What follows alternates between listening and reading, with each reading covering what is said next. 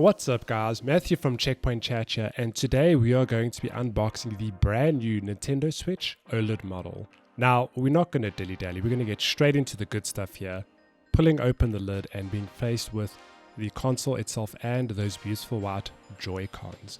Now, this device is slightly bigger than the original Switch, meaning it weighs a little bit more. I think it's 10 to 20 grams. But yeah, it's hardly noticeable. It's still a very nice compact device, which of course is now accompanied by these gorgeous white Joy-Cons.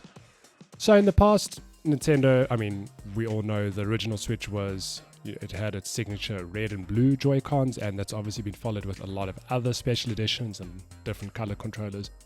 But I quite like that with the OLED system. They've gone for a more, I suppose, minimalistic, more premium looking color scheme. I mean, the black and white just looks, I don't know, they just pair really well together. So yeah, but we'll get back to that. We're going to see what is under, the device itself. Of course, if you're going to be playing docked, you're going to need the good HDMI cable, which if I'm not mistaken has a slightly chunkier end, meaning it's a little bit easier to put in.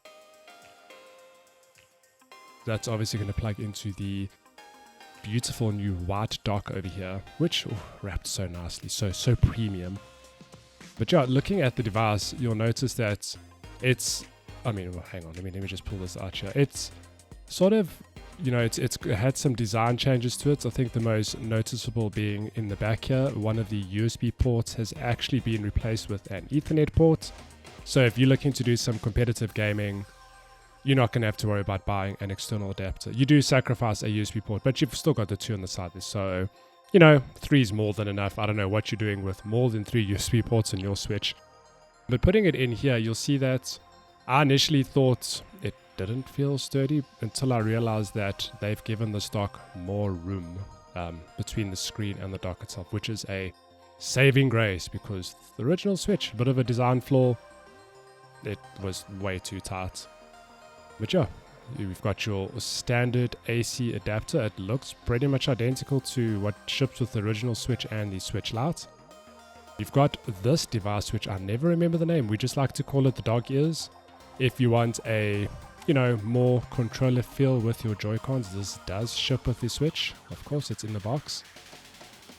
I guess we're going to see what these white little Joy-Cons look like.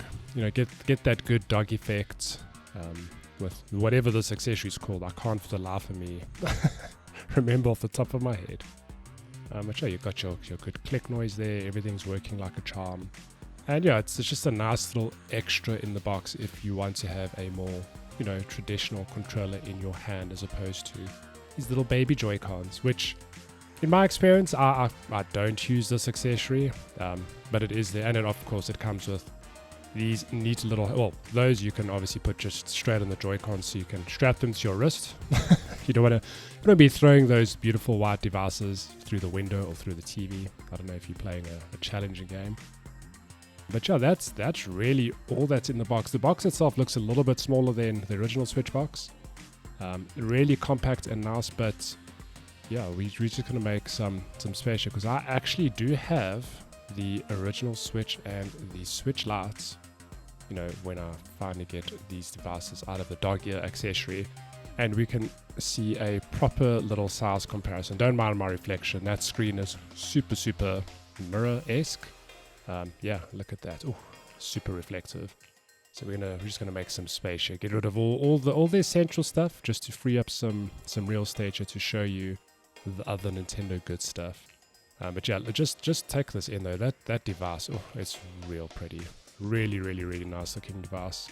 But we're going to put the original Switch there. You can see in terms of size, it's like slightly bigger, the OLED Switch. Very slightly bigger. And the Switch Lite, the little baby of the family.